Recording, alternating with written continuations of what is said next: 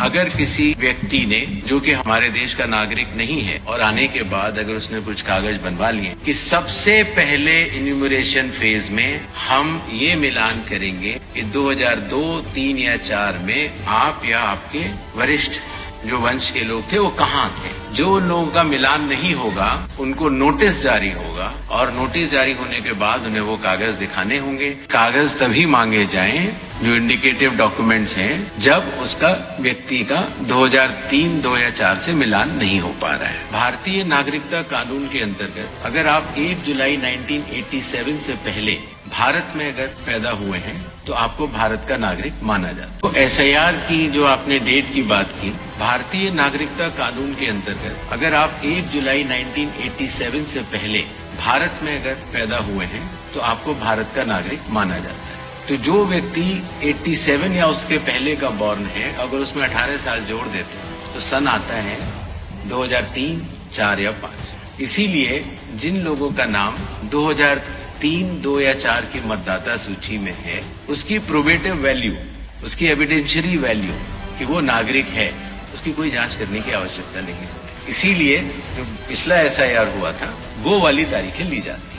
कई बार अगर किसी व्यक्ति ने, जो कि हमारे देश का नागरिक नहीं है, और आने के बाद अगर उसने कुछ कागज बनवा लिए हैं, तो आपने नोटिस किया होगा जो हमारी प्रेजेंटेशन थी कि सबसे पहले इन्यूमरेशन फेज में हम ये मिलान करेंगे कि 2002, 3 या 4 में आप या आपके वरिष्ठ जो वंश के लोग थे वो कहाँ थे।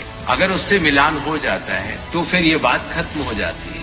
जो लोगों का मिलान नहीं होगा उनको नोटिस जारी होगा, और नोटिस जारी होने के बाद उन्हें वो कागज दिखाने होंगे, और उसके साथ साथ ये भी बतलाना होगा कि 2003 में वो कहाँ थे। ये करना बहुत आवश्यक है। जब हमने बिहार का एसआईआर कराया था, जब चुनाव आयोग ने उस पर 24 जून को अपने आदेश जारी किए और उसके बाद इन्यूमरेशन फेज रही और क्लेम्स एंड ऑब्जेक्शंस की फेज रही, तो उसके क्रियान्वयन में ये पाया गया कि शुरुआती दौर में दस्तावेज लेने की आवश्यकता नहीं है, क्योंकि अधिकांश जो मतदाता होते हैं वो कहीं न कहीं लिंक्ड होते हैं या वहीं के रहने वाले होते हैं, तो उनको दस्तावेज देने की आवश्यकता ही नहीं है। सच बात तो ये है, बिहार का अगर एग्जाम्पल देखते हैं, बहुत ही कम लोगों को और दस्तावेज देने की जरूरत पड़ी, और इसीलिए उस सीख को ध्यान में रखते हुए जब इन 12 राज्यों में जब हम लोग एसआईआर करा रहे हैं तो इस बात का निर्णय लिया गया कि कागज तभी मांगे जाएं